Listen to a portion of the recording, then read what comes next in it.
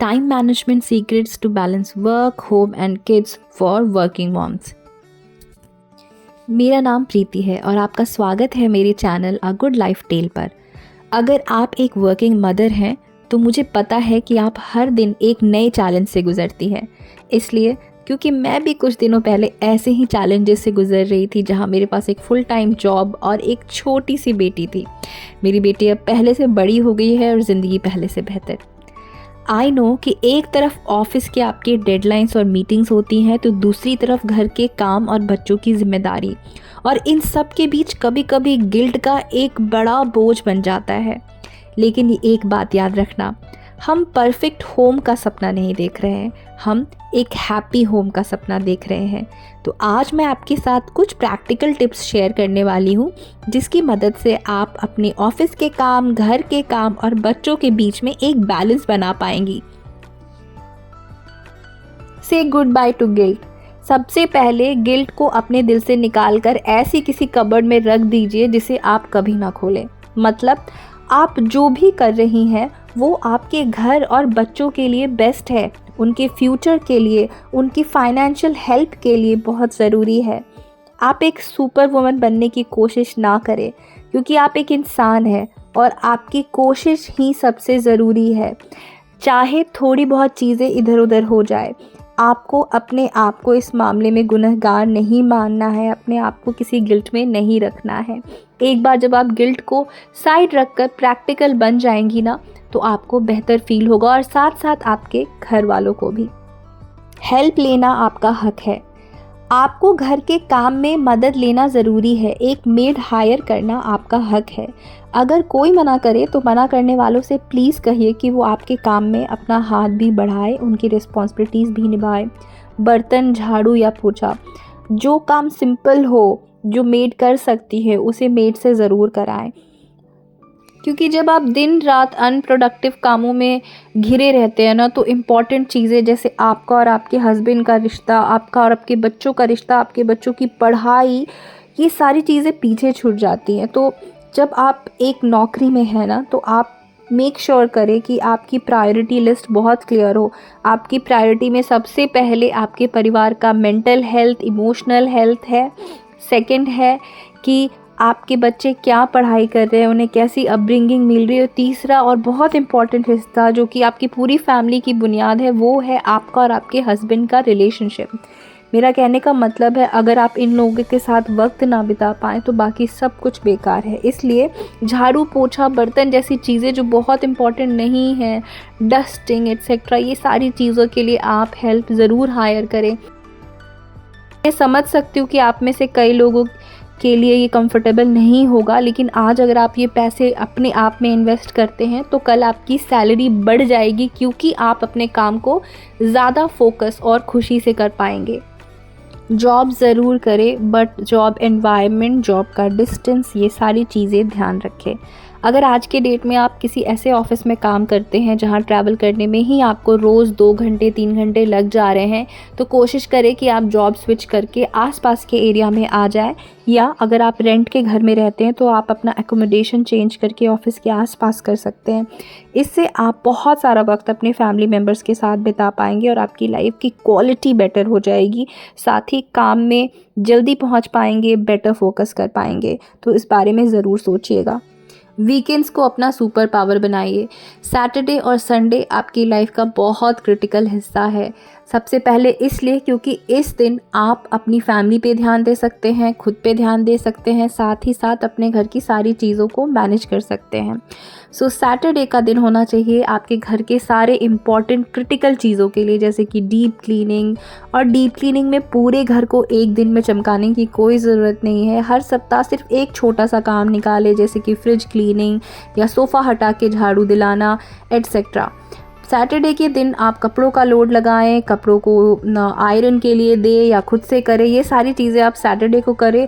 सबसे इम्पॉर्टेंट, पूरे सप्ताह में आप क्या खाने वाले हैं उसकी लिस्ट ज़रूर बना लें। चेक कर लें कि क्या क्या चीज़ें कम हैं और उसे ऑनलाइन ही ऑर्डर कर लें। दूसरी चीज़, संडे का दिन आप अपने आप के लिए रखें। अगर आपको पार्लर जाना हो तो पार्लर जाएं, और हाँ, मेक श्योर करें कि इस दिन नो किचन डे या या नो कुकिंग डे रखे, कुछ सिंपल खाना या तो बाहर से मंगा ले, बाहर जाके खा ले, या फिर घर पे ही कुछ हल्का फुल्का बना सकते हैं। मैं तो कई बार अपने हस्बैंड को सैटरडे या संडे किसी एक दिन वीक में बोलती हूँ कि वो खिचड़ी बना ले, कुछ इजी चीज़ बना ले, और वो एक पूरा दिन कुकिंग का उनका होता है और इस दिन मैं अपने घर के कुछ और काम कर लेती हूँ। और हाँ, इस दिन अपने आप को रिफ़्रेश करने के लिए फैमिली के साथ बाहर जाना, एंजॉय करना और खूब सारी शॉपिंग करना मत भूलना। कुछ इम्पॉर्टेंट प्री प्रिपरेशन टिप्स, ये बहुत इम्पॉर्टेंट है, हमें सुनने में बहुत आसान लगेगी लेकिन मुझे पता है कि कितनी लाइफ चेंजिंग होती हैं छोटी चीज़ें, जैसे कि एक्स्ट्रा आटा गूंद के रख लीजिए।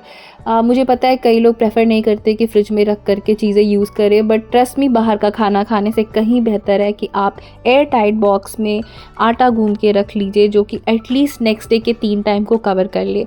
आलू बॉईल करके रख ले, राजमा भिगो के रख ले, कोई ना कोई चटनी बना कर रख ले, एक कॉमन ग्रेवी बना कर रख ले, वेजिटेबल्स ज़रूर चॉप करके एयर टाइट डब्बे में रख दे। इसके साथ साग या ऐसी कोई चीज़, जैसे अभी विंटर है तो बहुत मेथी और साग आते हैं, इन सारी चीज़ों को प्रिपेयर करके रख ले ताकि नेक्स्ट डे ईज़िली आप पराठे बना सके। और हाँ, आपके पास हमेशा एक लिस्ट होनी चाहिए क्विक रेसिपीज़ की, क्योंकि कई बार ना आपके पास टाइम कम होगा इन चीज़ों को करने के लिए।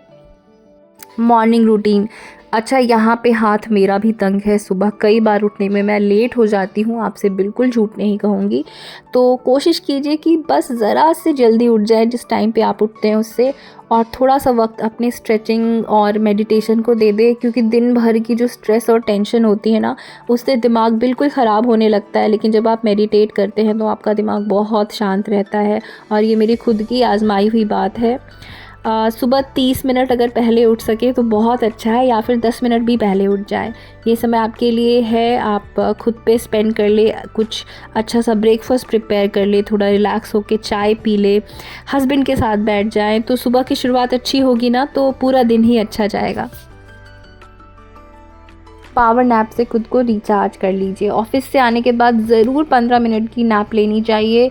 अलार्म लगा के सोए ताकि आप ज़्यादा ना सो जाएं, और 15 मिनट के बाद जब आप उठेंगे ना, ओहो क्या अच्छा फ़ील होगा आपको।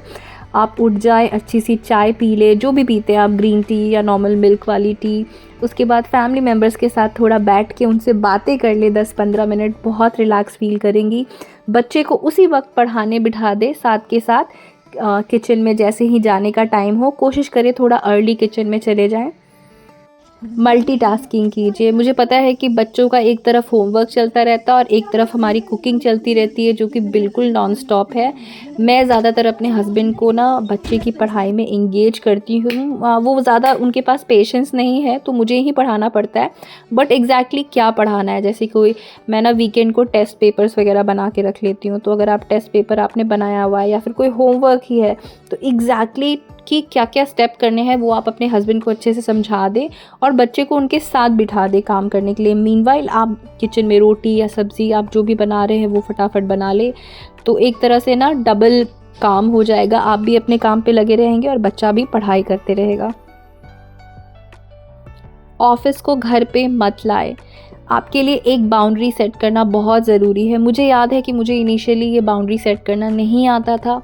घर पे हर काम को ले आती थी या ऑफिस से प्रेशर होता था तो संडे और सैटरडे को भी काम कर लेती थी। लेकिन अब जब आप लाइफ के जिस फेज़ में है ना, वहाँ पे ना बोलना आपके लिए बहुत ज़रूरी है। इसलिए ना बोलना सीखें वक्त पर, ताकि कोई आपको काम से ओवरलोड ना करे।